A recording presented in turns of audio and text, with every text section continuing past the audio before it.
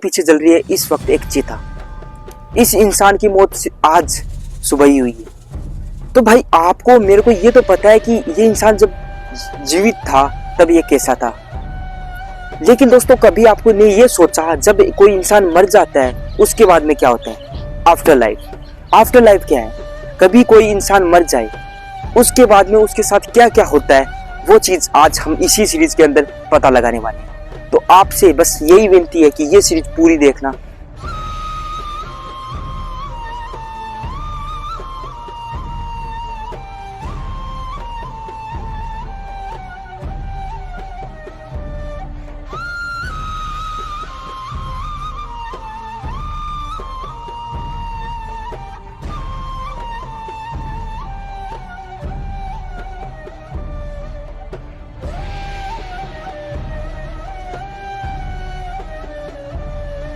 After life, इसका पता लगाने के लिए हमें 4 सवालों से गुजरना पड़ेगा।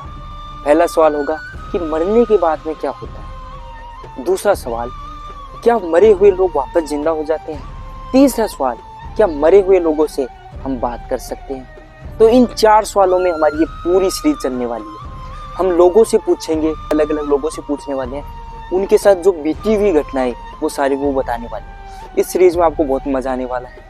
तो आज हम स्टार्ट करेंगे पहले सवाल से। वो सवाल है कि मरने के बाद में क्या होता है। पहले क्वेश्चन को लेके चलेंगे, जो क्वेश्चन है कि मरने के बाद में क्या होता है। लोगों से पूछते हैं, देखते हैं हमें कुछ मिलता है क्या रास्ता। भाई इस सीरीज के अंदर हमें लगभग 100-150 किलोमीटर का सफर भी करना पड़ेगा, ऐसे लोगों से भी मिलना पड़ेगा जो मरने के बाद में भी जीवित हुए थे। सवाल क्या है? पहला सवाल है कि मौत के बाद में क्या होता है। इसके अंदर हम तीनों पीढ़ियों की राय लेने वाले हैं, बच्चों की, जवान की और सबसे जो बूढ़ों। मरने के बाद कुछ ऐसा होता है कि उस लाश को अपने घर से उठाया जाता है, पूरी सजा कर बैंड बाजे के साथ एकदम शादी की तरह उसको घर से निकाला जाता है। फिर 3 जगह उसको रखा जाता है, पहले घर से कुछ दूरी पे आगे, और फिर जो कोठरी होती है उसमें, फिर मसाने के पास बीच में, और मिट्टी के कुछ लड्डू बना के उसमें सिक्के डाले जाते हैं, वो भी रखे जाते हैं जहाँ पे उन्हें करते हैं। और कोल्डी के अंदर एक दिया जलाया जाता है, वो जब तक 12 दिन तक चलता रहता है। और पीछे से पैसे उछाले जाते हैं और कई तो फूल भी उछालते हैं। और ये कहा जाता है कि अगर हम मरे हुए कोई आदमी हमारे लिए कुछ कह दे तो वो बात सच होती है। और फिर शमशान में ले जाकर पूरी लट वगैरह लगा कर घी डाल के उसे जला दिया जाता है। फिर कुछ दिनों बाद गंगा जी को बहा दिया जाता है। फिर ये ऐसा कहा जाता है कि जो आदमी मर चुका है उसकी आत्मा घर पर 12 दिन तक फिरती रहे।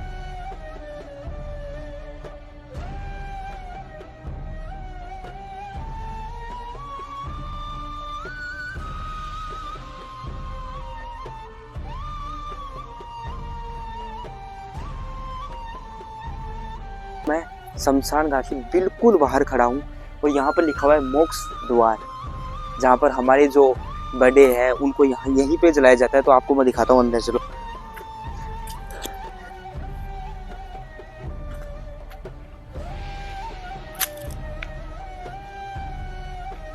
तो भाई देख सकते हो ये है अंदर से पूरा शमशान घाट। और भाई यहाँ पर वैसे बोला जाता है कि शमशान घाट पे शांति होती है, शमशान में बिल्कुल शांति होती है। तो भाई यहाँ पर बिल्कुल शांति है और यहाँ पर हमारे यहाँ पर जलाया जाता है। तो दोस्तों हम वो क्वेश्चन जो पूछ रहे हैं कि मरने के बाद में क्या होता है, ये हम पूछेंगे हमारे पास। देखो यहाँ पर ठाकुर जी का मंदिर बन रहा है इस वक्त, और यहाँ पर जो यहाँ की पुजारी जी है उनसे हम ये पूछने वाले हैं कि भाई मरने के बाद में क्या होता है, क्या मरे हुए इंसान फिर से जीवित हो सकते हैं। ये 2-3 क्वेश्चन हम उनसे पूछने वाले हैं। तो अब सीधा उनसे मिलते हैं।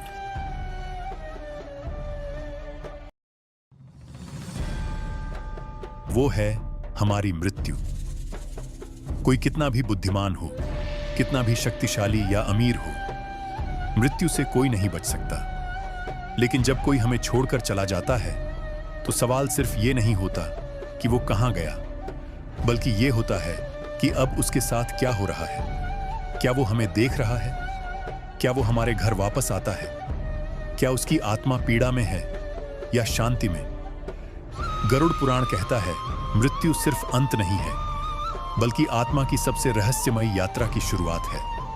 यह एक ऐसी यात्रा है जहां कोई शरीर नहीं होता, कोई नाम नहीं होता, बस कर्म होते हैं और उनके अदृश्य परिणाम।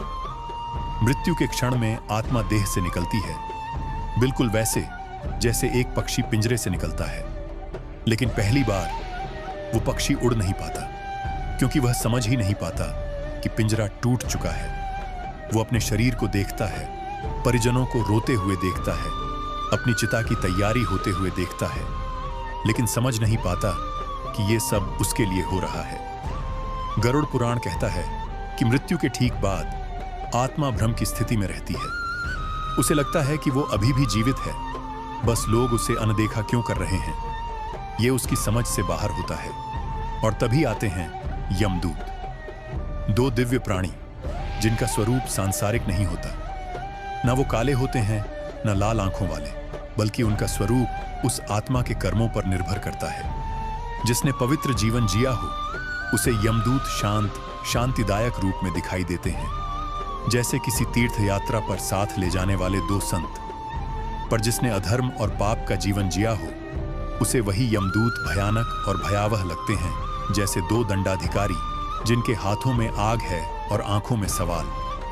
मृत्यु के बाद ये यमदूत आत्मा को तत्काल यमलोक नहीं ले जाते।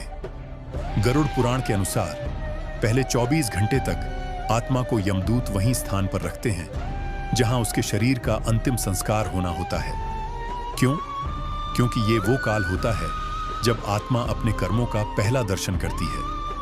इस दौरान आत्मा को अपना संपूर्ण जीवन चलचित्र की तरह दिखाया जाता है, बिना किसी शब्द के, बिना किसी तर्क के। बस हर कर्म की स्मृति उसकी ऊर्जा के साथ सामने आती है। जिसे तुम भूल गए, जिसे तुमने नजरअंदाज किया, जिसे तुमने छोटा सा झूठ, एक बार की चोरी या बस मजाक कहा था, हर पल, हर क्रिया, हर संकल्प अब तुम्हारे सामने खड़ा होता है। यह कोई दंड नहीं, यह प्रकाश है, जहां आत्मा खुद को देखती है जैसा वो सच में थी। और यह सब होता है जब शरीर अग्नि को सौंपा जाता है। चिता जल रही होती है, पर आत्मा उस चिता को नहीं देख रही होती। वो देख रही होती है अपने कर्मों की आग को। वो देख रही होती है कि किसके लिए उसने आंसू छोड़े और किसके लिए उसने आंसू लाए। गरुड़ पुराण यह भी कहता है कि अंतिम संस्कार के समय आत्मा अपने घर वालों के बहुत पास होती है। वो उनके मन की हर बात सुन सकती है, वो उनके दुख को महसूस कर सकती है, लेकिन कुछ कर नहीं सकती। यह सबसे बड़ी पीड़ा होती है। एक मां की आत्मा देख रही है कि उसका बेटा रो रहा है, लेकिन वो उसे छू नहीं सकती। एक पत्नी की आत्मा देख रही है कि उसका पति उसके कपड़े समेट रहा है, लेकिन वो उसे रोक नहीं सकती। इसीलिए संस्कारों का समय, प्रार्थनाओं का समय और मौन का समय आत्मा के लिए सबसे भारी होता है। इस समय यदि परिजन शांति का जाप करें तो आत्मा को थोड़ी दिशा मिलती है। कोई खत्म हो जावे, हाँ। जब आत्मा भी की 12 दिन तक आपड़ेगी थोड़ी देर है। 12 दिन के, हाँ वो 12 दिन तो बिल्कुल कर्म है। हाँ यहाँ मान लो अब शास्त्र है ना। हाँ अब तो शाम आदमी पढ़े लिखे है। 10 रामचंद्र जी तो बनवास हुआ, हाँ होगा ना। और आज है तो ना दशरथ है जो गैर ना खत्म हो गया। हाँ हाँ हाँ बन बचन लगे रहा है, हाँ तो वही बचन में वो खत्म हो गया। कि जी मान ले कि पहले है ना देखो, जो श्रवण हो ना, श्रवण हाँ आपका माता पिता ने देखो हाँ कि यहाँ अभी की भैया तो बोली कहानी है बटी कि श्रवण है ना देखो भैया आपकी स्त्री ने तो उसके माता पिता भी का नहीं रहा। हाँ जरा वो है देखो ना क्या ना क्योंकि आज्ञा ही वो लकड़ी काटते ना वो बेचकर वो पालन करते बांध को वो जरा देखिए आज्ञा के ही कि बापू जी ने मानने खीर गालिया कर। हाँ भाई एक अंडे दो पर तो अंडे ही क्योंकि माने एक में खीर करती एक में राबड़ी करती माने राबड़ी डालती। हाँ राबड़ी डालना राबड़ी डालना एक जनिया को मौको लगे सरवण हाथी को लकड़ी गए तो जल्दी भी आ गए जना खानो माँ बापा ने दियो को जना बा है तो ना आपकी बोले लो खानों का दिया मैंने श्रवण ने बोले खो बापू ने माता जी ने पिताजी ने गालियों बने बोले वो गा दे शू तो गालियों ना मेरे को मेरा धर्म ही कोने खाने को जना वो आज बोले जना जना पहले हद करने बापू को श्रवण है ना उसको बना करना है जैसे दो दिन माता पिता ने रोटी दे दी बन गया जना वो अंडा तो हाई गए हम तक श्रवण आप तो राबड़ी बोले वो क्या पिताजी बोले मात रोज की खीर को नहीं अच्छा ही गए बोले को ना मान तो राबड़ी आ जाओ बियो हम वो हद को न के है कि मतलब छोड़ दे बिको दुख हो दुख हो जना बोले कैसे है वो तो बहुत भारी पाप हो गो माता पिता ने तो खीर गाली को ना खा खीर खा को करा जना वो कावड़ बनाई ना कावड़ बना के रात को मानो तीर्थ करा के मेरे ऑटो आ रहे हो तो तीर्थ करा ले हो कुआगे का बोले को कुछ जंगल हो आज तो पानी की व्यवस्था थोड़ी हुई है मेरा व्यवस्था को नहीं पानी को जोड़ा में पानी मारो जोड़ा में पेड़ है तो पानी छान छान सारे टाइम पे पानी बोले मन बैठा जना जानवर होता जानवर पड़तो ना ना देवता से अच्छे जो कोई नाटी जानवर नीचे जाता था ना बच्चे हज को ने कहना वहाँ पानी बच्चे से लाके को आ गया श्रवण होना रामचंद्र जी का पिताजी वह गए रहा शिकार करिए उनको शिकार बनी को ना वहाँ के बचे जाल ही जाला में अच्छा देखिए इसके आवगो के पानी पीवाना जानवर आओगे ना शिकार करी चलाना पहले शिकार करे हमने कौन जाता निकल जाता ना हाँ हाँ मना बोलते और वो सामने गया ना मना बा डब्बे बाप यहाँ बर्बादी करी ना डब करी ना सालों दशरथ को यहाँ को हो कि बाण उगतो को हाँ लागी जाता वो सोचा जो काम में लागे सरवन लागे ना हाँ राम ना इसमें तो कोई याद नहीं मैं बचाए और बचाते ना रहा बोले फिर भाई अब मत ये तेरी को अन्याय करी तेरे तो मेरे बाण मारी मतलब दुख तो भी कभी हो दुख तो दो कमी तीर लागे हो अब भैया को हज बना अपना बोलो करे मेरा माता पिता तिसाया मरे मैंने पानी तो पाए जाके मेरा मैं लेके मेरे वो पानी गयो वो तो किरान दे दिया वो लेके न गयो मेरा अंधा तो हाबन बाकी भाई मेरा दोनों बचड़ा में आयो को ना सर्वर बोले टाबर है आज्ञा से नाबालग को होगा आज्ञा अब अरे मेरे को ये बोला मारे ना आपका ना वो पानी लेके ना बोलियो को ना पानी ले लिया कर सर्वर ना बाप बोले मैं बोला मना मैं को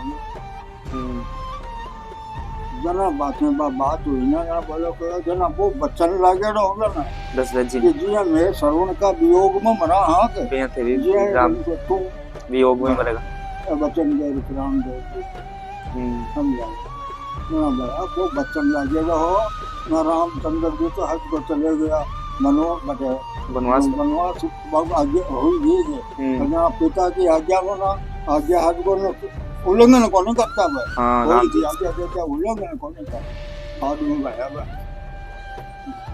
जेल से खत्म हो गो ना भरत हज को ना भरत ना बाकी एक दास बेटी माँ ही ना इसे बने कहलो तो मैं राजगद्दी पर ही न बताओ तो जन रहे रामचंद्र जी लक्ष्मण सीता तो चले गया बनवा और भरत जी शत्रु दोनों भाई है ना भरत शत्रुघ्न वहा नाने रहे बटे कोई कोने ना वशिष्ठ के पास है दुकान मानो भलाया ही दोनों भाइयों ने तो बनवास गया ही मानो भलाया ही पास बजा मैं बोले को राजगद्दी पर ही ना बैठाओ भरत जी ने बैठाओ भरत ना बताओ कोई ना भरत भैया हां भाई साहब बाबा ने बच्चन लिए रहा के कई का दो कई का वचन दिए रहा तो मरती टेम का मायने हट को ना अब बचाई हो दशरथ ने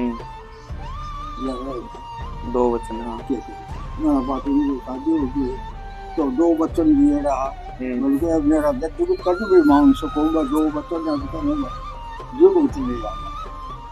मेरा बोल को भक्त ने राम जी पर बता तो राम जी वनवास यही मेरा बेटा। विश्वास करके तो देखो, सब काम बन जाते, सब काम बिल्कुल आपसे कह रहे, सत्य मानिए। वो तिनके को ब्रह्मा बना दे, ब्रह्मा को तिनका बना दे, वैसे खिलाड़ी है। मस्कई करें विरंची आ जाए मसकते ही, ब्रह्मा को मच्छर बना दे, मच्छर को ब्रह्मा बना दे, ये उनके वही बैठ गए आके हृदय में सब बात जागृत है।